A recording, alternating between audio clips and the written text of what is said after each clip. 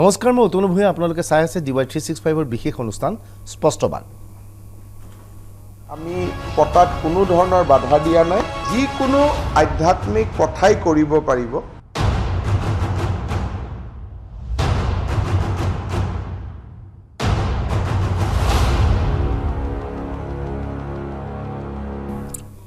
ৰাজ্যৰ স্বাস্থ্যমন্ত্ৰী হিমন্ত বিশ্ব শৰ্মাই 24 ঘণ্টাৰ পূৰ্বে ঘোষণা কৰিছে যে দুৰ্গা পূজা পতাত কোনো ধৰণৰ বাধা নাই কেৱল শৰ্ত অৱশ্যে তেওঁ দিছে অৱশ্যে ইয়াৰ পূৰ্বে এইজন হিমন্ত বিশ্ব শৰ্মাই এটা মাহৰ পূৰ্বে কৈছিল যে পূজাৰ সময়ত কৰোনা ভয়ানক ৰূপত বিয়পি পৰিব পাৰে গতিকে পূজা পৰাপক্ষত অনুষ্ঠিত নকৰাটো ভাল হ'ব আৰু ইয়াৰ পিছতে বিভিন্ন উদ্যোক্তাসকলে পূজা কাৰ্যত অনুষ্ঠিত নকৰি ঘট পূজা কৰাৰ সিদ্ধান্ত লৈছিল অনাড়ম্বৰভাৱে পূজা কৰাৰ সিদ্ধান্ত লৈছিল কালি কিন্তু হিমন্ত বিশ্ব শৰ্মাই কালি যি ঘোষণা কৰিলে সেই ঘোষণা অনুসৰি এটা পূজা অনুষ্ঠিত কৰিব পাৰিব নিশা 9 বজাৰ ভিতৰত পূজা নিশা 10 বজাৰ ভিতৰত পূজা শেষ কৰিব লাগিব পূজা মঞ্চত সাংস্কৃতিক সন্ধিয়া অনুষ্ঠিত নহয় স্বাভাৱিকতেই দেখা যায় যে অধিকাংশ পূজা মণ্ডপতে সাংস্কৃতিক অনুষ্ঠান অনুষ্ঠিত নহয় দুই এখনত হয় দ্বিতীয়তে কৈছে আৰতি চলিব পাৰিব আৰতি চাবলৈ মানুহ আহিব পাৰিব 50 জনৰ অধিক মানুহ আহিব নোৱাৰিব তাতো প্ৰশ্ন আছে যে যেতিয়া আৰতি চলি থাকিব তাত 50 জন মানুহ হোৱাৰ পিছত বাহিৰত মানুহ ৰখি থাকিব নেকি 50 জন ওলাই গ'লে আমি চাম লগতে কৈছে পূজাৰীয়ে টেষ্ট বহাৰ আগতে পঞ্চমীৰ দিনা তেওঁ কোভিড টেষ্ট কৰি ল'ব লাগিব আৰু দশমীৰ দিনাও তেওঁ পূজা শেষ হোৱাৰ পিছতো কোভিড টেষ্ট উদ্যোক্তাসকলে কৰিব লাগিব তৃতীয়তে যে এইবাৰ দশমী কেৱল এদিনীয়া নহয় 3-4 দিনীয়া হ'ব যে সমদল নহ'ব আজি কেইখনমান গোখানি উঠোৱাব পাৰিব তাৰ পিছৰ দিনা উঠোৱাব পাৰিব এনে ধৰণৰ নিয়ম কৰিছে কিন্তু এইখিনিতে কিছুমান প্ৰশ্ন সন্মুখলৈ আহিছে যে কি প্ৰয়োজনীয়তাত হঠাৎ দুৰ্গা পূজাৰ ক্ষেত্ৰত শিথিলতা আনি দিলে ইতিমধ্যে দুৰ্গা পূজা আহিছে যদিও মানুহৰ মনত সিদ্ধান্ত লৈছিল যে পূজা এবাৰ অনাড়ম্বৰভাৱে হ'ব পূজা অনুষ্ঠিত নহ'ব গতিকে পূজাত যিদৰে ফুৰাৰ প্ৰৱণতা আছিল সেই প্ৰৱণতা প্ৰায়বোৰ মানুহে পাহৰি পেলাইছিল আনকি দোকান বজাৰ পূজাৰ কাপোৰ যিদৰে বিক্ৰী হয় সেইদৰে বিক্ৰী হোৱা নাছিল কিন্তু পূজালৈ খুব বেছি এটা সপ্তাহ বাকী থকা অৱস্থাত হঠাৎ ঘোষণা কৰিছে পূজা কৰিব পৰা যাব এই সিদ্ধান্তৰ উদ্দেশ্য কি এই পূজা খুলি দিয়াৰ লগে লগে কৰোনাই ভয়াৱহ ৰূপ ধাৰণ কৰিব নেকি এই সমগ্ৰ বিষয়বস্তুৰ ওপৰত আমি আজি এই স্পষ্টবাদ অনুষ্ঠানত বিতংভাৱে আলোচনা কৰিম ৰ'ব তাৰ আগতে দৰ্শকসকলক জ্ঞাতৰ্থে জনাওঁ যে ইতিমধ্যে কেন্দ্ৰীয় চৰকাৰৰ নিৰ্দেশনা দিয়া হৈছিলে 15 অক্টোবৰৰ পিছত চৰ্ত সাপেক্ষে চিনেমা হলসমূহ খুলিব পাৰিব চিনেমা হলত এখনত এজন বহিব পাৰিব এটা গেপ থাকিব তাৰপিছত এজন থাকিব এটা ৰোৰ আগৰ ৰোটো বন্ধ থাকিব তাৰ আগৰ ৰোটো খোলা থাকিব এনে ধৰণৰ কিছুমান নিয়মাৱলী দিছিল গতিকে আজি 14 অক্টোবৰ কাইলৈৰ পৰা চিনেমা হল খোলাৰ কথা আছিল কিন্তু এই পৰ্যন্ত অসম চৰকাৰে চিনেমা হল খুলিবলৈ অনুমতি দিয়া নাই এই পৰ্যন্ত উদ্যান খোলাৰ কথাও আছিল উদ্যান খোলাৰ ক্ষেত্ৰত অনুমতি দিয়া নাই অৰ্থাৎ আজি নিশা পৰ্যন্ত চিনেমা হল খুলিবলৈ অনুমতি দিয়া নাই উদ্যান খুলিবলৈ অনুমতি দিয়া নাই অথচ কাইলৈও কেইবাখনো নতুন ছবি ৰিলিজ হোৱাৰ কথা আছে চিনেমা হলৰ ক্ষেত্ৰত অসম চৰকাৰে কঠোৰ সিদ্ধান্ত গ্ৰহণ কৰিছে কিন্তু দুৰ্গা পূজাৰ ক্ষেত্ৰত শিথিলতা আনিছে এনে ধৰণৰ প্ৰশ্ন আহিছে যে আচলতে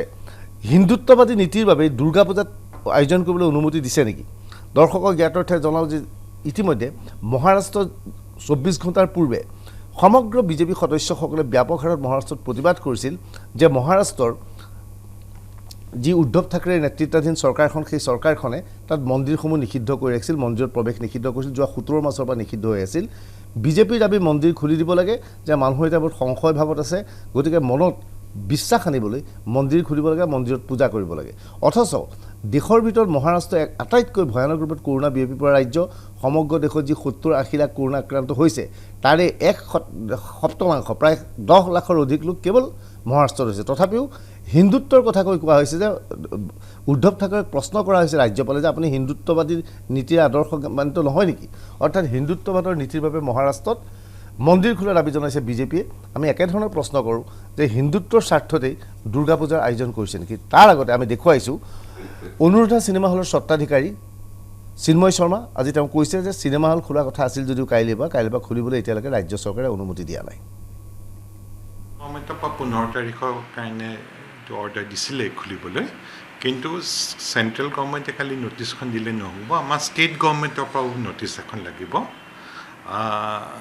আজি কিন্তু এতিয়ালৈকে আমি পোৱা নাই নটিছখন আৰু নটিছখন পোৱাৰ পিছতে তাত কি SOP দিয়ে সেইটো জানিহে আমি সব চিনেমা হল ওনাৰ্ছবিলাকে একেলগে কথা পাতি খোলা কথা আছিলে একচুৱেলি চ' আমি ষ্টিল ৰৈ আছোঁ চ' এজন টুডে মানে আজিৰ দিনটোত কালি যে খুলিব ডাউট আছে চিনেমা হল খোলাৰ অনুমতি দিয়া নাই এবাৰ কেইখনৰ উদ্যান দেখুৱাওঁ উদ্যানৰ পৰিৱেশ চাওক কণ ল'ৰা ছোৱালীক লৈ অভিভাৱকসকলে এই উদ্যানত বিয়লি বেলা ফুৰিবলৈ যায় কিন্তু উদ্যানত এতিয়া দেখা গৈছে উদ্যান খোলাৰ অনুমতি দিয়া নাই, উদ্যানত কোনো প্ৰৱেশৰ অনুমতি দিয়া নাই। কৰোণাৰ ভাৱে হয়তো চৰকাৰে এনে সিদ্ধান্ত লৈছে উদ্যানত অধিক লোকৰ সমাগম ঘটিলে কৰোণা বিয়পি পৰিব পাৰে। এয়া চিনেমা হলৰ ভিতৰৰ দৃশ্য, চিনেমা হলৰ ভিতৰত এনেধৰণৰ পৰিৱেশ হৈছে, ছিটসমূহ ঢাকি ৰখা হৈছে। কাইলৈ নিশ্চয় চিনেমা হল খুলি দিয়াটো সম্ভৱপৰ নহয়। হলৰ ক্ষেত্ৰত এই ব্যৱস্থা লোৱা হৈছে, উদ্যানৰ ক্ষেত্ৰতো একেই ব্যৱস্থা গ্ৰহণ কৰা হৈছে। উদ্যানৰ ক্ষেত্ৰত কোৱা হৈছে যে উদ্যানৰ ভিতৰত যাতে এতিয়া কোনো লোকৰ প্ৰৱেশ কৰিব নোৱাৰিব তাত নিষিদ্ধতা আৰোপ কৰা হৈছে। কিন্তু প্ৰশ্ন হৈছে এইবোৰ মাজতো কিয় দুৰ্গা পূজা আয়োজন কৰিবলৈ অনুমতি দিয়া হৈছে? চিনেমা হলত বা উদ্যানত মানুহ যোৱাতকৈ দুৰ্গা পূজাত যেতিয়া মানুহ ভিৰ হ'ব, ৰাজপথত স্বাভাৱিকতে 144 ধাৰা বলবৎ কৰিব নোৱাৰিব। হাজাৰ হাজাৰ লোক, শ শ লোক যেতিয়া ওলাই আহিব, কৰোণা বিয়পি পৰিব নেকি? এই সমগ্ৰ বিষয়বস্তুৰ ওপৰত আমি ষ্টুডিঅ'ত আলোচনা কৰিবলৈ আমাৰ লগত কেইবাজনো অতিথি উপস্থিত আছে। সদৌ অসম দেৱালয় সন্থাৰ সভাপতি কৈলাশ শৰ্মা ডাঙৰীয়া আমাৰ লগত আছে, বিখ্যাত জ্যোতিষী প্ৰভুত শৰ্মা ডাঙৰীয়া আমাৰ লগত আছে, আমাৰ লগত চিকিৎসক দেৱজিৎ শৰ্মা উপস্থিত আছে, আৰু আমাৰ লগত গুৱাহাটীৰ এজন ব্যৱসায়ী পূৰ্বজ্যোতি ডেকা উপস্থিত আছে। আমি আটাইকেইজনক এই অনুষ্ঠানলৈ স্বাগতম জনালোঁ। মই প্ৰথমে কৈলাশ শৰ্মা ডাঙৰীয়া ওচৰলৈ যাব বিচাৰিছোঁ। শৰ্মা ডাঙৰীয়া, ইতিমধ্যে আপোনালোকে হয়তো চৰকাৰে এক মাহৰ আগতে যি সিদ্ধান্ত দিছিল সেই সিদ্ধান্ত অনুসৰি আড়ম্বৰপূৰ্ণভাৱে দুৰ্গা পূজা নপতাৰ সিদ্ধান্ত ইতিমধ্যে প্ৰায়বোৰ দেৱালয়ে গ্ৰহণ কৰিছে। কিন্তু হঠাৎ কালি হিমন্ত বিশ্ব শৰ্মাই যিটো ঘোষণা কৰিলে, সেই ঘোষণা অনুসৰি এতিয়া অনাড়ম্বৰ নহয় আড়ম্বৰপূৰ্ণভাৱে পূজা পাতিব পৰা যাব কিছুবোৰ চৰ্ত সাপেক্ষে। এয়া সম্ভৱপৰ নে? এসপ্তাহ বা 10 দিনৰ আগতে এনেকৈ এটা সিদ্ধান্ত ল'লে আৰু আগৰ সিদ্ধান্ত সলনি হ'ল। ইয়াৰ এই প্ৰসংগত আপুনি কি ভাবে? মই প্ৰথমেই এটা কথা ক'ব বিচাৰোঁ, আধ্যাত্মিকভাৱে যিখিনি বা বৈদিক পদ্ধতিৰ যিখিনি পূজা, সেই পূজাখিনি আজি হাজাৰ বছৰৰ পৰা চলি আহিছে। এতিয়া মই উগ্ৰতাৰা দেৱালয়ত মই নিজে জড়িত। অসমৰ প্ৰায় 108খন দেৱালয়ৰ লগত আমি এটা আমাৰ সংঘ আছে, দেৱালয় সংঘ। আমি সকলোকে এটা নিৰ্দেশ দিছিলোঁ যে সমগ্ৰ বিশ্বতে যি ভয়াৱহ COVID-19 পেণ্ডেমিকে যিটো এটা আক্ৰমণ কৰিছে, ফলত সমগ্ৰ বিশ্ব এটা মানে কঁপি উঠিছে। সেই সময়ত আমি উৎসৱটো আমি যিমান পাৰোঁ অনাড়ম্বৰভাৱে আমি চলাবৰ কাৰণে ইতিমধ্যে আমাৰ সমগ্ৰ দেৱালয়সমূহক আমি ইনষ্ট্ৰাকশ্যন দিয়াৰ লগতে ইতিমধ্যে বহুতো সাৰ্বজনিক দুৰ্গা পূজা কমিটিয়ে আমাৰ লগত যোগাযোগ কৰিছে। তেখেতসকলে যেতিয়া আলোচনা কৰে তেতিয়া আমি এটাই উদ্দেশ্য আমি উলিয়াই দিওঁ যে পূজাখন আমি আচলতে পূজা বুলি ক'লে আচলতে মূৰ্তিৰ কোনো দৰকাৰ নহয়। আচল নিয়ম মতে আমি যে আমাৰ যে উগ্ৰতাৰা দেৱালয় পীঠৰ লগত আমি জড়িত, কামাখ্যা পীঠৰ লগত জড়িত, আচল পূজাৰ পীঠত হয়। ঠিক তেনেকৈ মেইন পূজাখন আমাৰ ঘটত হয়। ইমান বছৰ আমি যিটো মূৰ্তিৰ লগত পূজা কৰি আছোঁ বা যিখিনি মূৰ্তিটো আচলতে মানুহক বুজাবৰ কাৰণে বুজোৱা হয় যে এনে ধৰণৰ তেওঁৰ কাৰ্যসূচী হয়, সেই ঘট পূজাৰ ক্ষেত্ৰত যিটো আমাৰ পূজা হয়, সেই বৈদিক পদ্ধতিৰ পূজাটো কৰাৰ বাবে ইতিমধ্যে আমি যিটো পৰামৰ্শ দিছিলোঁ, সেই পৰামৰ্শমতে সমগ্ৰ অসমতে ইতিমধ্যে প্ৰায়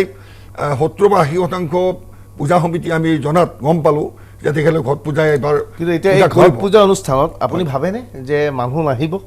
নাই, ইতিমধ্যে আমি আৰু এটা কথা কৈছোঁ, যেনেকৈ মই নিজে উগ্ৰতাৰা দেৱালয়ৰ লগত আমি জড়িত হৈ আছোঁ। আমি ইতিমধ্যে বিগত 6 মাহ আমি চেনিটাইজেশ্যন, মাস্ক পিন্ধা আৰু থাৰ্মেল স্ক্ৰিনিঙৰ লগত চিকিউৰিটি আমি ৰাখিছোঁ, দুজন গভৰ্ণমেণ্ট চিকিউৰিটি মানে হোমগাৰ্ড আমি ৰাখিছোঁ। ইতিমধ্যে আমাৰ আজি 2 সপ্তাহ আগত আমাৰ মেনেজিং কমিটি মিটিঙো হৈ গ'ল। তাত আমি আলোচনা কৰি এটাই ডিচিশ্যন লৈছোঁ যে উগ্ৰতাৰা দেৱালয়ত কোনোবাই যদি পূজা কৰিব আহে, আমাৰ কিন্তু 5 জনতকৈ অধিক মানুহ আমি গেটৰ পৰা বাহিৰ ভিতৰলৈ সোমাব নোৱাৰিব, আৰু সোমাই 5 জনকৈ সোমাই মেক্সিমাম 15 জন মানুহ, 15 জনৰ 3টা বেটছত তেওঁলোকে সোমাই আকৌ তেওঁলোকে ওলাই যাব, আকৌ তেনেকৈ হেৰি কৰিব। আৰু আটাইতকৈ ডাঙৰ কথা, এইটো উগ্ৰতাৰা মন্দিৰৰ পৰম্পৰা আছে, আগৰ পৰাই কোনো ডেকৰেশ্যন কৰি বা বিৰাট আড়ম্বৰপূৰ্ণভাৱে নাপাতে। কিন্তু এনেকুৱা বহু পূজা কমিটি আছে, আমি মহানগৰীতে দেখিছোঁ, মালিগাঁও পাণ্ডুৰ পৰা আৰম্ভ কৰি আমি দেখা পাইছোঁ যে লতাশিল ডাঙৰকৈ পূজা পাতে, য'ত সজোৱা হয়, প্ৰতিমাৰ মাজত প্ৰতিযোগিতা হয়, গণেশগুৰিত একেধৰণৰ হয়, কাৰ প্ৰতিমা ধুনীয়া তাক লৈ প্ৰতিযোগিতা হয়। এইবাৰ হিমন্ত বিশ্ব শৰ্মাৰ ঘোষণাৰ পিছত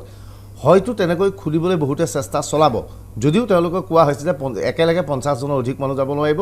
আৰু বন্ধ মণ্ডপ থাকিব নোৱাৰিব। এতিয়া প্ৰশ্নটো হৈছে এইবোৰে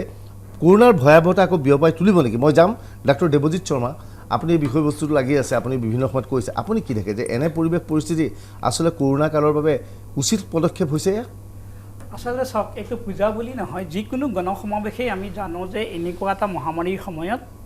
ভয়ংকৰ হ'ব পাৰে। প্ৰথম কথাটো হ'ল আমি বিহু পতা নাছিলোঁ, আমি স্কুলবোৰ মাৰ্চ মাহতে খুলি দিলোঁ, যেতিয়া গণসংক্ৰমণ হোৱা নাছিলে,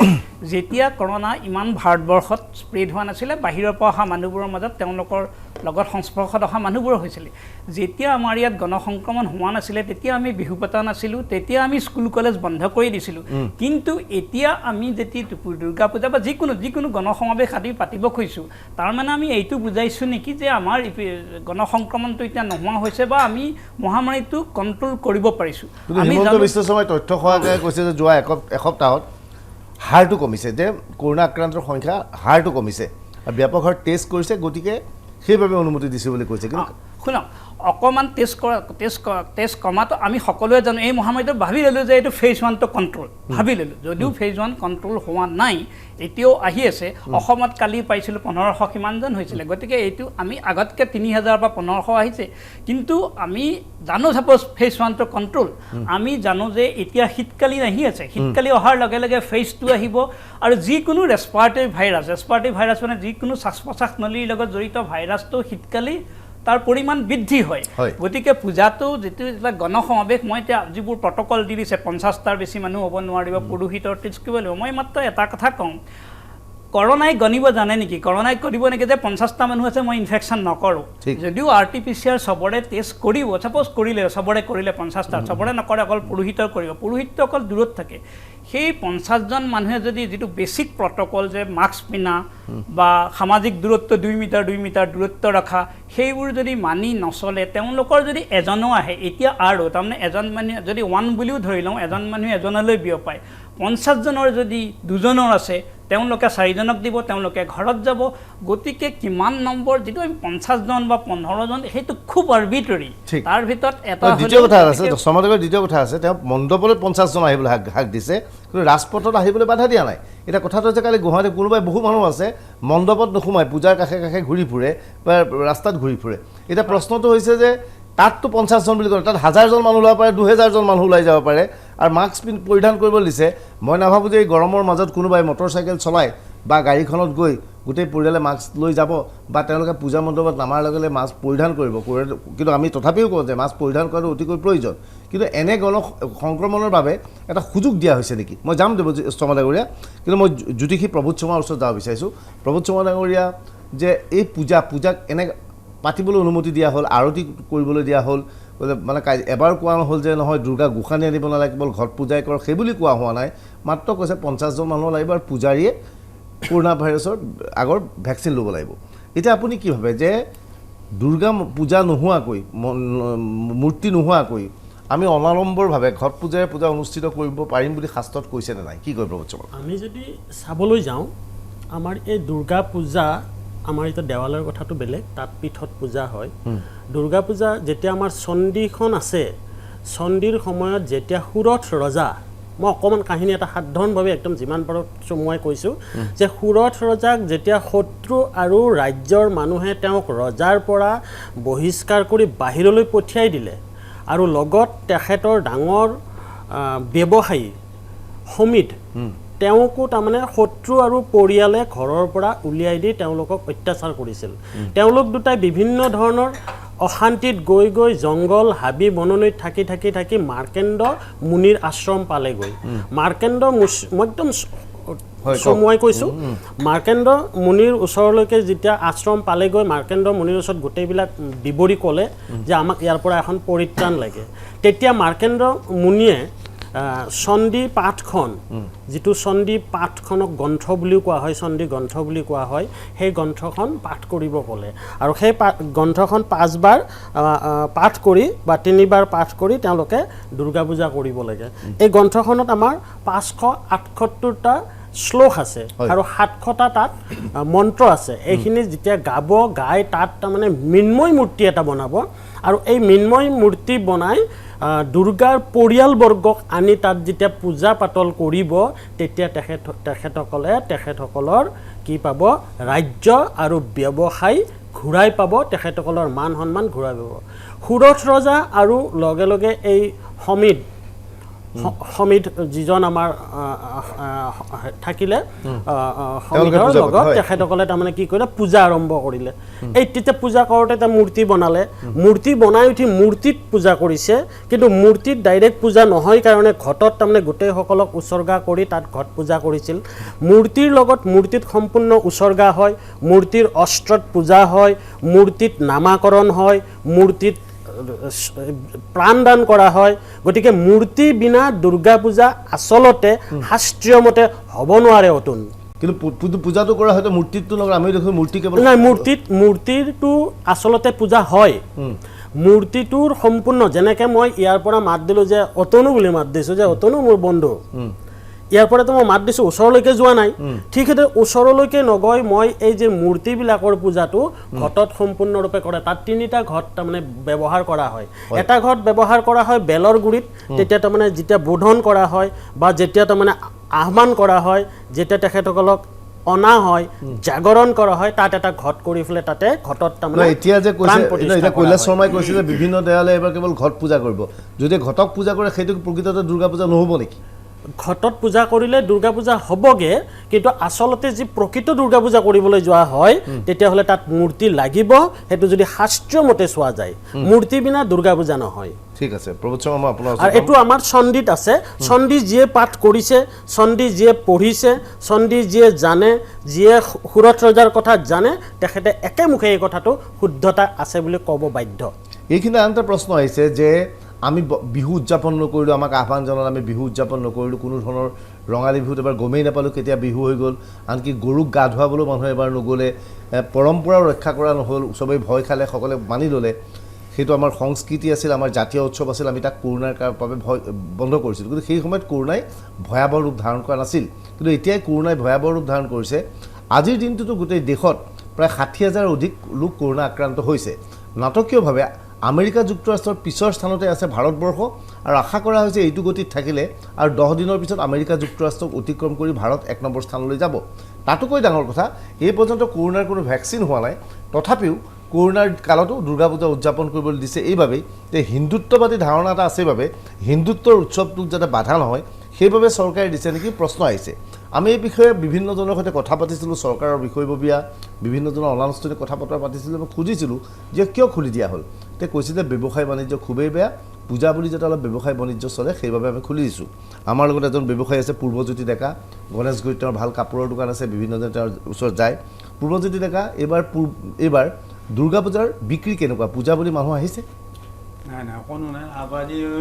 আজি 5 মাহৰ আগতো ব্যৱসায় বেয়াই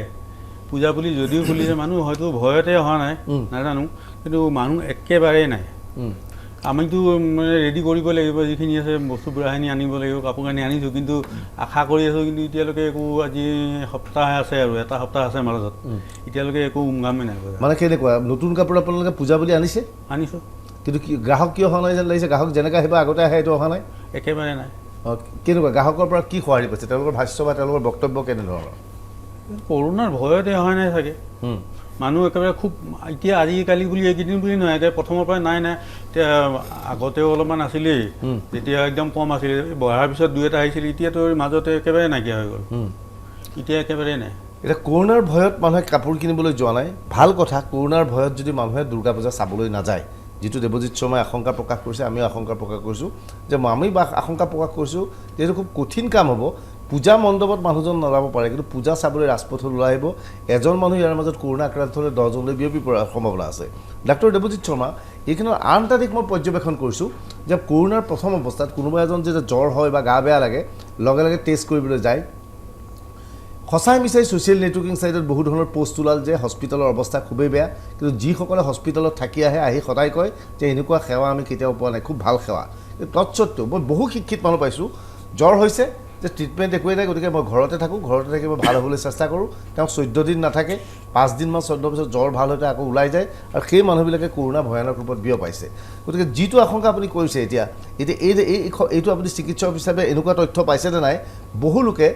মানে সম্ভৱতঃ তেওঁ কৰোণাত আক্ৰান্ত হৈছে কিন্তু টেষ্ট কৰিবলৈ নাযায় ভিতৰত সোমাই আছে আৰু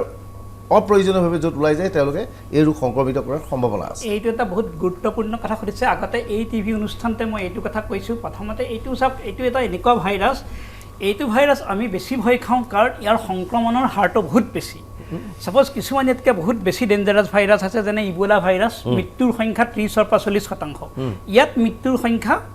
1-ৰ পৰা 2%। কিন্তু প্ৰব্লেম কিন্তু কথাটো হ'ল ইবোলা ভাইৰাছ ইমান মানুহৰ মাজত সংক্ৰমণ নহয় এইটো বহুত মানুহৰ মাজত সংক্ৰমণ হয় এতিয়া গুৱাহাটীত 10 লাখ মানুহৰ মাজত যদি 10% 1 লাখ মানুহৰ হয় 1 লাখ মানুহৰ 2% কিমান ইমানৰ মৃত্যু হ'ব 1 লাখ মানুহৰ 20% মানুহ ইমানক হস্পিটেলত ভৰ্তি কৰিব লাগিব এই 20%ৰ 5%ক ICUত লাগিব। আমাৰ গুৱাহাটীত ইমান অক্সিজেন, ইমান ICU, ইমান বেডৰ ব্যৱস্থা আছেনে? প্ৰথমতে অৱস্থাত কি হৈছিলে, আমাৰ ভাবিছিলোঁ এইটোতো চৰকাৰৰ ভাল উদ্দেশ্য আছিলে যে এই চিমটমেটিক বা যিবোৰ চিমটম নাই, যিবোৰ লক্ষণ নাই, তেওঁলোককো হস্পিটেলত ভৰ্তি কৰি দিছিলে যাতে তেওঁলোকে গণসংক্ৰমণ কৰিব নোৱাৰে। কিন্তু এইটো এটা বৰ ডাঙৰ কথা হ'ল, তেনেকুৱা মানুহবোৰে নেভাবিলে, বেছিভাগে ভাবিলে, তেওঁলোকে দেখিলে যে কৰোণা একো নাই, আমাক একো চিকিৎসা দিয়া নাই, আমি মাত্ৰ খাইছোঁ গাইছোঁ। তেওঁলোকে কৰোণা চেণ্টাৰত ভিডিঅ' ডান্স কৰিলে, নাচিলে, গালে আৰু ভিডিঅ' দিলে আৰু ফেচবুকত আপলোড কৰি দিলে। তাকে দেখি চবেই ভাবিলে যে কৰোণাটো একো বেমাৰ নহয়। কিন্তু যিসকলে ভুগিছে, মই এটা কথা কওঁ, আপোনালোকে ডাক্তৰত খোজাব, আপোনালোকে মৰা সংখ্যাটো যিমান পাইছে 700-800 মৰিছে, সেইটো বাৰু বহুত, সেইটো বাৰু এটা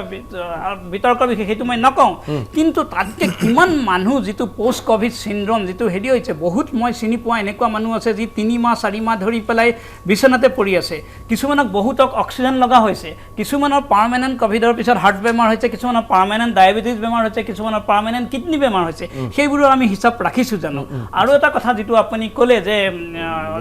চিকিৎসকক নেদেখুৱাই ঘৰতে থাকে, যে চিকিৎসকক নেদেখুৱা, আমি ডেইলি, মই এজন শিশু ৰোগ বিশেষজ্ঞ, বহুত মোৰ শিশু ৰোগ বিশেষজ্ঞ, ডেইলি মই কমেও 5টা ফোন পাওঁ, সকলোৱে পায়। আমাৰ ঘৰত মোৰ বেমাৰ, মোৰ এনেকুৱা জ্বৰ চৰ্দি কাহ গুণ পোৱা নাই, মোৰ ল'ৰাৰো এনেকুৱা হৈছে, মোৰ ছোৱালীৰো হৈছে, মোৰো হৈছে। কিন্তু আমি কোনো কৰোণা টেষ্টটো কৰিলোঁ, ক'ভিডৰ টেষ্টটো কৰিলোঁ, তেওঁলোকে নকৰে। এতিয়া হোৱাটছএপতো প্ৰেছক্ৰিপশ্যন ঘূৰি ফুৰিছে। বৰ দুখৰ কথা যে মেডিকেল টেষ্ট ইমান মেডিকেল চায়েন্সৰ তাৰমানে যিটো বেয়া অৱস্থা কেতিয়াও হোৱা নাছিলে। One medicine cannot fits all, হোৱাটছএপত প্ৰেছক্ৰিপশ্যন ঘূৰি ফুৰিছে। আমাৰ জানো আমাৰ ভাৰতবৰ্ষত ড্ৰাগ কণ্ট্ৰল ব্যৱস্থাটো এনেই বেয়া। আপুনি ফাৰ্মাচীত বিচাৰি পায়, তেওঁলোকে ফাৰ্মাচীৰ পৰা সেই দৰৱবোৰ খাইছে, সেই দৰৱবোৰ খাই পেলাই তেওঁলোকে আছে চাইন। এতিয়া এনেকুৱা হৈছে, বহুত মানুহ আমি শুনিছোঁ, আপোনালোকৰ চিনাকিৰ মাজত হৈছে না, কি হ'ল, অমুক মানুহ যাৰ কৰোণা নাছিলে কিন্তু তেওঁ হঠাতে পৰি মৰি থাকিলে, হাৰ্ট এটেক হ'ল। হাৰ্ট এটেকৰ সংখ্যা কিয় বাঢ়ি গৈছে? কাৰণ তেওঁলোকৰ এমাহ আগতে বা 15 দিন আগতে তেওঁলোকৰ কৰোণা হৈছিলে, যিবোৰে কেতিয়াও টেষ্ট নকৰালে। এতিয়া এনেকুৱা কথা আপুনি খুব ভাল কথা কৈছে যে কৰোণাত আক্ৰান্ত হোৱাই নিজকে কৰোণা আক্ৰান্ত বুলি ভাবে, টেষ্ট নকৰে, টেষ্ট কৰিলে তেওঁ যেন কিবা যেন সাংঘাতিক অপৰাধ কৰিছে, সেইটো নকৰে। আৰু আমাকে সোধে যে আপোনাৰ কৰোণা হৈছিল, আপুনি কৰোণা হওঁতে কি খাইছিল, সেই টেবলেটবিলাক বিচাৰে, সেইবিলাক ঘৰতে খাই থাকিব বিচাৰে। আৰু এতিয়া যিটো পিছত পষ্ট ক'ভিডৰ কথাটো যি কৈছে, কৰোণা ভাল হৈ গ'ল, 1 মাহ আগতে কৰোণাৰ পৰা সুস্থ, এতিয়া হঠাৎ মানুহজন দুৰ্বল হৈ পৰে, উশাহ নিশাহ লোৱাত কষ্ট হৈ পৰে, সেইবোৰ কথা কিন্তু সৰ্বসাধাৰণে বুজি নাপায়। এতিয়াও গুৱাহাটী মহানগৰীত দেখিলে আমি যেতিয়া ওলাই যাওঁ যে ক্ৰমাৎ মানুহৰ ভয় ভাৱটো নাইকিয়া হৈছে, সেইটো ভাল কথা নহয়। কৈলাশ শৰ্মা ডাঙৰীয়া, মানুহৰ ভয় ভাৱটো নোহোৱা হৈ গৈছে। এনে সময়ত আচলতে চৰকাৰে আৰু কঠোৰ স্থিতি ল'ব লাগিছিল, কিন্তু সেই কঠোৰ স্থিতি নলৈ পেলাই দুৰ্গা পূজা উদযাপন কৰিবলৈ অনুমতি দিলে। যে আপুনি ভাবে যে আজিৰ তাৰিখত অনুমতি দিয়াটো প্ৰয়োজন আছিল নে পূৰ্বৰ সিদ্ধান্তই ঠিক আছিল? আপোনালোকে যিদৰে ঘট পূজা সীমিত লোকৰ সংখ্যাত, আপুনি যিদৰে কৈছে আপোনাৰ 2জনকৈ নিৰাপত্তা ৰক্ষী ৰাখিছে, নিৰ্দিষ্ট নিয়ম ৰাখিছে, সেইদৰে প্ৰতিটো পূজা কমিটিয়ে পাৰিব বুলি আপুনি ভাবে? নে এইখিনি মই প্ৰথমে এটা কথা কওঁ যে সেইদিনাখন মই ইয়াতে কৈ গৈছোঁ, এটা টক শ্ব' এটাত কৈ গৈছোঁ এই কথাখিনি, ডাক্তৰ শৰ্মাও আছিলে। মই এটা কথা কওঁ যে যিটো ভয়াৱহ পৰিস্থিতি আহিছে ইতিমধ্যে ছেকেণ্ড ৱেভটো ইংলেণ্ড, জাৰ্মানী, ইতিমধ্যে বিভিন্ন দেশত সোমাই, ফ্ৰেন্সতো আহিছে। ছেকেণ্ড ৱেভটো ইণ্ডিয়াত এতিয়া এণ্ট্ৰি কৰা, ফাৰ্ষ্ট ৱেভটো কমপ্লিট হোৱা নাই। গতিকে মই ভাবোঁ যে ৰাইজক আপোনালোকে এই মঞ্চৰ পৰা মই পুনৰ এপিল কৰিছোঁ, এটা মই সুবিধা পাইছোঁ যে পূজাখন আধ্যাত্মিক পদ্ধতি পূজা হ'ব, আমাৰ নিয়ম মাফিক যিটো পূজা সেইখিনি পূজা হওক। ৰাইজক মই অনুৰোধ কৰিছোঁ যে আপোনালোকে অন্ততঃ এই যিটো বেমাৰ চাৰ্চ বা চাৰ্চ2 বা মাৰ্চ যিটো আমাৰ ৰেছপিৰেটৰী চিণ্ড্ৰমৰ যিটো বেমাৰ, এইটো এতিয়া ভয়ানক পৰিস্থিতিত আজি যিটো হৈছে, ইয়াৰ গতিটো খুব ওপৰলৈ গ্ৰাবলাই ষ্ট্ৰেট গৈ আছে, সি তললৈ নামি অহা নাই। গতিকে মই এটা কথা এপিল কৰিব বিচাৰিছোঁ, ৰাইজ আপোনালোকে অন্ততঃ আজি যিটো আলোচনা ইয়াত কৰা হৈছে, এই আলোচনাৰ পিছত আপোনালোকে কিন্তু এটা সজাগ হ'ব উচিত। পূজা মণ্ডপত আপোনালোকে অহাটো নিজকে বিৰত কৰি ৰাখক, আপোনালোকে দূৰৰ পৰা প্ৰণাম কৰক, আমি বিচৰা নাই পূজা মণ্ডপত আহি হেৰি কৰক। আপোনালোকৰ পৰিয়ালৰ ল'ৰা ছোৱালী মানে নাতি নাতিনী সকলো ইয়াত এফেক্টেড হৈ যাব। সেইকাৰণে মই বিচাৰোঁ যে পূজাটো যেনেকৈ আজি ঈদ যেনেকৈ নিয়ম মাফিক তেখেতসকলে পালন কৰিছে, আমিও নিয়মখিনি পালন কৰি কমিটিৰ মানুহ বা তেওঁলোকে যিখিনি আছে কৰক। কিন্তু ৰাইজ যদি দলে বলে ওলাই আহে তেতিয়ালৈকে এই পৰিৱেশটো ভয়াৱহ পৰিৱেশ হ'ব। সেইকাৰণে মই ভাবোঁ চৰকাৰে এটা পদক্ষেপ ল'ব লাগিব, ৰাইজ যাতে ওলাই নাহে তাৰ বাবে লিমিটেড এটা ব্যৱস্থা গ্ৰহণ কৰিব লাগিব। আৰু লগতে আমাৰ পূজাৰ যিবিলাক কমিটি আছোঁ, আমাৰো কিছুমান কৰ্তব্য আছে। আমি সজাগ হ'ব যেনেকৈ লতাশিল পূজাত গুৱাহাটী সাৰ্বজনীন দুৰ্গা পূজা মই বুজিছোঁ কৈছোঁ মই দেৱজিৎ শৰ্মা আপোনাৰ ওচৰলৈ যাম কিন্তু এটা বাণিজ্যিক বিৰতি লৈ ল'ব লাগিব যে কৰোণাৰ ভয়ত এটা মানুহক অফিচ ছুটি দিছে অফিচলৈ নাযাবলৈ সাজু আছে কৰোণাৰ ভয়ত এটা প্ৰাইভেট কোম্পানীৰ পৰা বহু এমপ্লয়ীক চাকৰিৰ পৰা খেদি দিছে আমাৰ তাত এনে ধৰণৰ ডাঙৰ ডাঙৰ কোম্পানীৰ কাহিনী আছে গডৰেজৰ নিচিনা আগশাৰী কোম্পানীয়ে এই অসমৰ পৰাই বহুত জ্যেষ্ঠ লোকক চাকৰিৰ পৰা খেদি দিছে যে তেওঁলোকৰ ব্যৱসায় বেয়া হৈছে আৰু সেয়া হৈছে কিন্তু ইয়াৰ মাজতে আস্থা আৰু ধৰ্মৰ প্ৰতি বিশ্বাসত ৰাখি কৰোণাৰ বাবে পূজা খুলি দিয়া হ'ব আৰু সেই কথাই আচলতে আমাক ক্ষতি নকৰিবনে এই সমগ্ৰ বিষয়বস্তুৰ ওপৰত আমি আলোচনা কৰিম আমাৰ বিশেষ অনুষ্ঠান কৰোণাময় পূজাৰ মাজত পূজা আমি পতাত কোনো ধৰণৰ বাধা দিয়া নাই যিকোনো আধ্যাত্মিক কথাই কৰিব পাৰিব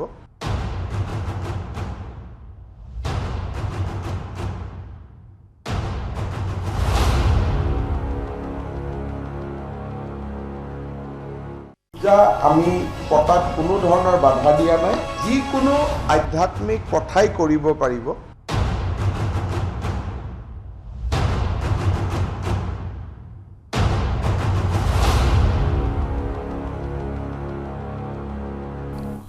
পূজা অনুষ্ঠিত কৰিবলৈ ৰাজ্য চৰকাৰে অনুমতি প্ৰদান কৰিছে লগে লগে পূজাই আন এক পৰিৱেশ পৰিস্থিতিৰ সৃষ্টি কৰিব নেকি বুলি ধাৰণা কৰা হৈছে আমাৰ লগত কেইবাজনো অতিথি আছে আমাৰ লগত জ্যোতিষী সুবোধ প্ৰমোদ শৰ্মা আছে যে মই এইখন আপোনাৰ ওচৰত যাব বিচাৰিছোঁ শৰ্মা ডাঙৰীয়া যে এই প্ৰশ্নটো এইখনতে সন্মুখলৈ আহিছে যে অনাড়ম্বৰভাৱে এনেকৈ সামাজিকভাৱে পূজা অনুষ্ঠান আয়োজন নকৰি নিজাববীয়াকৈ কোনোবাই ঘৰত কম খৰচতে পূজা এনেকৈ আয়োজন কৰাটো সম্ভৱপৰ নেকি আধ্যাত্মিক কাম কাজখিনি যিটো কাম বহুতে ভাবে যে পূজা মন্দিৰত যোৱাটো প্ৰয়োজন কিন্তু সেই ধৰণে কিবা কৰাৰ কিবা সুযোগ আছে নেকি হয় এতিয়া নিজাববীয়াকৈ পূজা কৰা একেবাৰে সম্ভৱ যে অকল যে কেৱল আমাৰ মূৰ্তিটো আনি আমি ৰাজহুৱাভাৱে সকলোবিলাক সমাগম হৈ পূজা কৰিবলগীয়া তেনেকুৱা নহয় আধ্যাত্মিকতা ঈশ্বৰক বিচৰাটো এটা প্ৰথা আমি যদি বিচাৰোঁ যে ঘৰতে যদি আমি প্ৰাৰ্থনা কৰোঁ ঘৰতে যদি আমি নৱৰাত্ৰি ব্ৰত কৰোঁ ঘৰতে যদি বন্তি গছি জ্বলাই লওঁ আমি তেনেকৈও দুৰ্গা পূজা কৰি দুৰ্গা মাৰ ওপৰত আমি যিবিলাক কৰিব পাৰোঁ সেই বিষয়ে কৰিব পাৰোঁ আজি কেইবছৰমান ধৰি মই নিজাববীয়াকৈ পূজা পাতিয়ে আছোঁ গতিকে এইবাৰ মই আকৌ পূজা পাতিছোঁ যে কোনো ধৰণৰ একো নাথাকে কোনো মানুহ নাথাকে কেৱল মই ঘৰুৱাভাৱে ঘৰটো পূজা কৰিম আনকি মই মূৰ্তিও নানো এইবাৰ গতিকে ঠিক একে নিচিনাকৈ আমাৰ যিবিলাক পূজা আছিলে পূজা মণ্ডপত তেখেতসকলে ঘৰটো লৈ পেলাই জাষ্ট সাধাৰণভাৱে নিয়মটো যদি কৰি থ'লেহেঁতেন যে অকণমান চণ্ডী পূজা কৰি থ'লে হয় তাত মূৰ্তি পালেও বা মূৰ্তি আমাৰ এইটো বিতৰ্কৰ কথা যে মূৰ্তি নহ'লে পূজা নহয় বা হয় সেইটো পিছৰ কথা তাত এটা মূৰ্তি নহ'লে তাত আকৌ কিছু বিকল্প আছে যে কিহৰ পাৰি যে সাধাৰণভাৱে এই মানে ধাতুৰ মূৰ্তি বা অন্যান্য মূৰ্তি খৰমত গুৰু খৰমত ঐশ্বৰিক খৰমত গোটেই বা শিলত এটা এটুকুৰা শিল লৈও তাতে মানে মূৰ্তি বুলি সাজি লৈ মূৰ্তি বুলি কৈ তাত মূৰ্তিৰ পূজা কৰিব পাৰি গতিকে তেনেকৈ প্ৰত্যেকটো পূজা মণ্ডপত প্ৰত্যেকজন মানুহে বা প্ৰত্যেকজনে যিয়ে পূজা কৰিব বিচাৰে কোনো ধৰণৰ সামাজিকভাৱে ওলাই নাহি নিজৰ ঘৰত নিজে প্ৰাৰ্থনা কৰি আগবাঢ়িলে আমি গোটেই আমাৰ দেশখন আগবাঢ়িব পাৰিম আৰু এয়া শাস্ত্ৰসন্মত গতিকে নিজৰ ঘৰত নিজেই পূজা কৰিব পাৰে সকলো ধৰণৰ নিয়ম নীতি আছে খালি কেৱল আমি আমাৰ বিজ্ঞজনৰ পৰা আমি জানি ল'ব লাগিব যে আমি ঘৰত কেনেকৈ কি কৰিব পাৰোঁ প্ৰত্যেকজন নেপালী সম্প্ৰদায়ৰ মানুহে এইটো পূজা পাতে ঠিক চনদাঙৰীয়া কিন্তু এইখিনি কথা আমি সৰুৰ পৰা দেখি আছোঁ দুৰ্গা পূজা আহি আছে মই লগে লগে নাভাবোঁ সৰুৰ পৰা এতিয়া মই বয়স হ'ল সৰুৰ পৰা এতিয়ালৈকে মই এটা দুৰ্গা পূজা আহি আছে একদম ষষ্ঠীৰ দিনা পূজা কৰিব যাম নৱমীৰ দিনা যামেই অষ্টমীৰ দিনা ৰাতিপুৱা গা ধুই দৌৰি যাম দশমীৰ দিনালৈকে হাতত ৰছী বান্ধিম সেইটো মোৰ লক্ষ্য নহয় তাৰ পৰিৱৰ্তে আমাৰ লক্ষ্য হয় অষ্টমীৰ দিনা ফুৰিবলৈ যাম নে নৱমীৰ দিনা যাম নৱমীৰ দিনা মালিগাঁৱৰ ফালে গ'লে অষ্টমীৰ দিনা এইপিনে যাম দশমীৰ দিনা GS ৰোডত চাই থাকিম মূলতঃ আমাৰ ধাৰণা সেইটোৱে হয় গতিকে লগতে এই ধাৰণাতে পূজা আহিছে কাপোৰ দিব লাগিবই পূজা মানে কাপোৰ দিব লাগিবই পূজা মানে ল'ৰা ছোৱালীক মন্দিৰলৈ লৈ গৈ সেৱা কৰিব লাগে নে বেলেগ কথা দুৰ্গা গোঁসানীৰ ওচৰত সেৱা কৰাব লাগিব নে পিছৰ কথা কিন্তু কাপোৰ দিব লাগিবই ধাৰণাটো আমাৰ সেইটোৱেই আৰু লগতে এই কথাটো আমাৰ মাজত আমি সকলোৱে জানো যে আপুনি যাম পূজা মণ্ডপসমূহত যাব পূজা মণ্ডপত খুব বেছি পূজা কৰিবলৈ আহে 1% মানুহ আহে 99% মানুহে কিন্তু আড়ম্বৰপূৰ্ণভাৱে পূজাত কোনোবাই খাই ফুৰিছে কোনোবাই বেলুন ফুটাই ফুৰিছে কোনোবাই নতুন কাপোৰ পিন্ধিছে এনেধৰণৰ পৰম্পৰা অব্যাহত আছে পূৰ্বত যদি দেখা যে পূজা বুলি ক'লে আচলতে আমি কাপোৰ কিনিবলৈ এখন নতুন কাপোৰ পিন্ধি পূজাত ওলাই যাওঁ সেইটো এটা আমাৰ পৰম্পৰা হৈ গ'ল আমি সৰুৰ পৰা দেখিছোঁ আজি 40-50 বছৰ ধৰি আমি একেটা বস্তুতে পূজাত কাপোৰ এযোৰ ল'ব লাগিবই আৰু মাক বাপেকে পূজাত কাপোৰযোৰ নিদিলে বৰ দুখ অনুভৱ কৰে ল'ৰা ছোৱালীয়ে বিৰাট দুখ অনুভৱ কৰে পূজাত কাপোৰ পোৱা নাই ল'ৰা ছোৱালীৰ কথা বাদ দিয়ক ঘৰৰ গিৰিহঁতে ঘৈণীয়েকজনীকো যদি পূজাৰ কাপোৰযোৰ নিদিয়ে যদিও ৱাৰ্ডৰোবত হাজাৰ হাজাৰ কাপোৰ আছে তেওঁ পূজা বুলি যদি কাপোৰটো নিদিয়ে তাৰ মনটো ভাল নালাগে গতিকে কিন্তু পূজাত তেওঁক সেৱা কৰাব নিদিলেও কথা নাই কিন্তু পূজাত এদিন ফুৰাব লাগিব সেই কথা পৰম্পৰা এইটো ক'বলৈ বেয়া এতিয়া এনে যুগত এতিয়া পূজাতটো কাপোৰ বিক্ৰী হয়, কাপোৰ কিনিবলৈ আহে, কিয় কাপোৰ কিনিবলৈ অহা নাই বুলি আপুনি ভাবিছে? একেবাৰে মানে ছুটিকৈ ক'বলৈ গ'লে মানুহ কৰোণাৰ মানে যাৰ মেক্সিমাম মানুহৰতো কৰোণা হৈছেই, সেইবোৰ মানুহ কেতিয়াও কাপোৰ কিনিবলৈ নাহে আৰু বা পূজা চাবলৈও নাযায়, গতিকে সেইখিনি কাষ্টমাৰটো আপুনি কৈছিলে পূজাত কৰোণাৰ ভয়ত কাপোৰ কিনিবলৈ মানুহ অহা নাই, কিন্তু কৰোণাৰ ভয়ত সেইখিনি মানুহে পূজা চাবলৈ যাবনে? তাকে কাপোৰটো কিনিবলৈ পূজা চাবলৈ যায় নে নাযায় সেইটোতো গম নাপাওঁ, কিন্তু আমাৰ তাতে এনে পূজা বুলি আমাৰ এটা ক্ৰাউড থাকে দোকানত, প্ৰত্যেক বছৰে থাকে। আমি আজি 25-26 বছৰ দোকান কৰিলোঁ, এটা ক্ৰাউড থাকে, কিন্তু এতিয়া আজি এটা সপ্তাহ আছে চব, এটা সপ্তাহত এতিয়ালৈকে মানে কাষ্টমাৰৰ একো হেৰিয়ে নাই, অলপো ক্ৰাউড নাই। আগতে পূজাত কেতিয়াৰ পৰা আপোনালোকৰ ভিৰটো হয়, কেতিয়া? মোটামুটি 1 মাহৰ আগৰ পৰা। 1 মাহৰ পৰা পূজাৰ কাপোৰ কিনিবলৈ মানুহে বিচাৰে। এতিয়াতো মানুহৰ দৰমহাই হৈ গ'ল, পাবলগীয়া পইচা পাইছে, চৰকাৰী চাকৰিৰ ফ্ল' ঠিকেই চলি আছে, ঠিকেই পইচা পাই আছে, বিজনেছমেনে ভাল বিজনেছমেনে ঠিকেই বিজনেছ পাই আছে, তেওঁ কাপোৰ কিনিবলৈ অহা নাই। আপুনি ভাবে কেৱল কৰোণাৰ ভয়ত?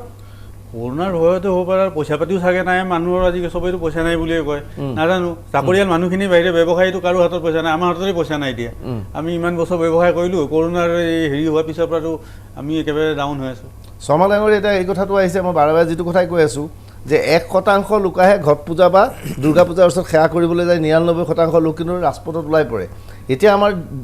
1% লোকক লৈ আমি চিন্তিত নহয়, এতিয়া আমি চিন্তিত সেই 99% লোকক লৈহে। আৰু এই 99% লোকৰে যিসকলে ৰাস্তাত ঘূৰি ফুৰে, ঘূৰি ঘূৰি পূজা চায়, তাৰে অধিকাংশই অতি ধনী শ্ৰেণী নহয় বা মিডল ক্লাছৰ নহয়, যাৰ সাংঘাতিকভাৱে সচেতন ব্যক্তিও নহয়। এই ব্যক্তিসকলে আচলতে কৰোণা সংক্ৰমিত কৰাৰ আশংকা কৰা হৈছে। কি কয় আপুনি? চাওক, মই এটা কথা কওঁ, প্ৰথমতে এইটো দেখিবলৈ ওলাইছিল যে এতিয়া কৰোণা সংক্ৰমণটো অকণমান ঠিক হৈছে, দিনে দিনে কমি আহিছে কেছ, গতিকে আমি পূজা পাতিব পাৰিম। কিন্তু মই এতিয়া চাওক, এপিডিমিঅলজিষ্ট আমি এতিয়া যিটো ৱেভ 1 প্ৰথম ঢৌ, সেইটো আমি কমিছে বুলি কেতিয়া ক'ম? দ্বিতীয় ঢৌটোৰ কথাটো বেলেগ। প্ৰথম ঢৌটো কমিছে বুলি ক'লে আমি মিনিমাম 3টা ক্ৰাইটেৰিয়া ফুলফিল কৰিব লাগিব। প্ৰথম ক্ৰাইটেৰিয়া হ'ল 2 সপ্তাহ ধৰি ডেইলি কেছৰ সংখ্যা কমি আহিব লাগিব, 2 সপ্তাহ ধৰি। নম্বৰ 2 হ'ল যে যিমান আমি টেষ্ট কৰোঁ তাৰ মাত্ৰ 5%তকৈ বেছি পজিটিভ হ'ব নোৱাৰিব। এই দুটা হয়তো ক্ৰাইটেৰিয়া ফুলফিল হ'ব পাৰে পূজালে। কিন্তু তৃতীয় ক্ৰাইটেৰিয়াটো কি? তাত কৈছে যে পাৰ লাখ এখন চহৰৰ বা এখন ডিষ্ট্ৰিক্টৰ পাৰ লাখ পপুলেশ্যনৰ বিপৰীতে এটাতকৈ বেছি পজিটিভ হ'ব নোৱাৰিব। তাৰমানে গুৱাহাটীত কিমান পপুলেশ্যন? 10 লাখ 15 লাখ। তাৰমানে গুৱাহাটীত এদিনত খুব বেছি 10টাতকৈ বেছি কেছ হ'ব নোৱাৰিব। আমি জানো গুৱাহাটীত 10টাতকৈ বহুত বেছি কেছ, 200-300 এতিয়া 400লৈকে হৈ আছে। গতিকে আমি প্ৰথম ৱেভ কণ্ট্ৰল বুলি ক'ব নোৱাৰোঁ। লগতে এইখিনি আপোনাক এটা সংযোজন ঘটাওঁ। এইমাত্ৰ হিমন্ত বিশ্ব শৰ্মাই টুইট কৰি জনাইছে যে আজিৰ দিনটোত ক'ভিডত মৃত্যু হোৱা লোকৰ সংখ্যা 4জন, তাৰমানে এতিয়াও মানুহৰ মৃত্যু চলি আছে। হয়, কওক। মৃত্যুটোতো মই আগতেই কৈছোঁ, এইটোতো টিপ অফ দ্য আইচবাৰ্গ। 4জন মৃত্যু হৈছে, কিন্তু কিমান মানুহৰ পিছত গৈ অক্সিজেন লাগিব, কিমান মানুহৰ কিডনী বেয়া হ'ব সেইটো নাজানো। আৰু 2 নম্বৰ কথা, আপুনি যিটো কৈছে 1% মানুহ পূজাত যাব, কিন্তু 99% ৰাস্তাই ঘাটে ঘূৰি ফুৰিব, সেইটো আমি এতিয়াও দেখিছোঁ। পূজা নোহোৱাকৈও যিটো সাধাৰণ মাত্ৰ 3টা বস্তু আমি পালন কৰিব লাগে। নম্বৰ 1, এখন মাস্ক পৰিধান কৰিব লাগে, মাস্কখন ডিঙিত নহয়, নাকত। নম্বৰ 2 যে ডিষ্টেঞ্চটো মানি চলিব, মিনিমাম 1 মিটাৰ ডিষ্টেঞ্চ দুজনৰ মাজত। আৰু নম্বৰ 3, সঘনাই হাতটো যিকোনো আপুনি সন্দেহজনক বস্তু দিলে পূজাৰ ভিতৰত 1 মিটাৰ দূৰত্বত আমি থাকিব বুলি গতিকে এই 3টা বস্তু মানা পচিবল নহয়। এই 3টা বস্তু পূজাত মানিব পচিবল নহয়, এতিয়াও পচিবল হোৱা নাই। কিন্তু আৰু এটা কথা কওঁ, মানুহবোৰে পূজাটোতো বাদে মই যেনে হ'ল কিন্তু মানুহবোৰৰ এটা কনফিউজন হৈছে যে বেমাৰটো কেনেকৈ বিয়পে। ইমান কৰি থকাৰ পিছতো মানুহবোৰে চেনিটাইজ কৰা, হাত চেনিটাইজাৰ লগা, সেইবোৰ কথাত বেছি গুৰুত্ব দিছে। আমি যদি শুনো আপোনাৰ কেনেকৈ মই ইমান সাৱধানে আছিলোঁ তথাপি মোৰ কৰোণা হ'ল, তেনেহ'লে কি সাৱধানে আছিলে? তেওঁলোকে পাচলিবোৰ বাৰেপাতি খুব চাবোনেৰে ধুইছিলে, গ্ৰচাৰীবোৰ চাবোনেৰে ধুইছিলে, বা হাতখনত চেনিটাইজাৰ লগা আছিলে বা চেনিটাইজ কৰিছে। কিন্তু আপোনালোকে এইটো জনা উচিত যে পাচলিৰ পৰা বা আপোনাৰ গ্ৰচাৰীৰ পৰা বীজাণুটো অহাৰ সম্ভাৱনা খুব কম। যদি মানুহ এটাই আপুনি অনা পাচলিটোত বা আপুনি অহা গ্ৰচাৰীটোত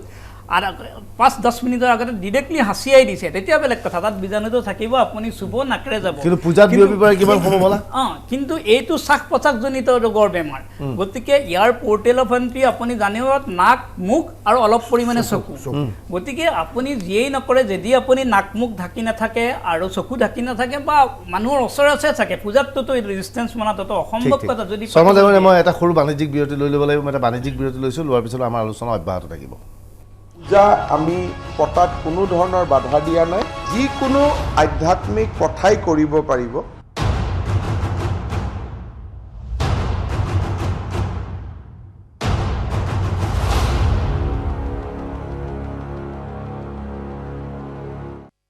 পূজা আমি পতাত কোনো ধৰণৰ বাধা দিয়া নাই, যিকোনো আধ্যাত্মিক কথাই কৰিব পাৰিব।